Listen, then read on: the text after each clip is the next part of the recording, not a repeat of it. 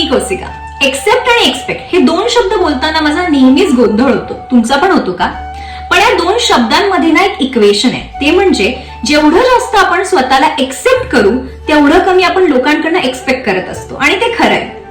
पण ज्यावेळेस कोणी तुम्हाला असं म्हणतं जास्त एक्सपेक्ट करायचं नाही, जास्त एक्सपेक्टेशन ठेवायचं नाही, त्यावेळेस मला वाटतं ह्या एक्सपेक्टेशन आपण ठरवून ठेवतो का?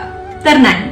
त्या नकळत निर्माण होत असतात एखाद्या नात्यामध्ये आणि ते अगदी साहजिक आहे. उदाहरणार्थ, आपण लहानाचे मोठे होतो. लहानपणीच आपल्या आईवडिलांना आपल्याकडनं काही एक्सपेक्ट नसतं. जसा जसा सहवास लाभतो, जसा जसा वेळ जातो, तसं तशा त्या एक्सपेक्टेशन वाढत जातात आणि ते अगदी साहजिक आहे. आणि हेच प्रत्येक नात्यात लागू होतं. पण याचा अर्थ असा आहे का की आपण ह्या एक्सपेक्टेशन ठरवून ठेवतो? तर नाही.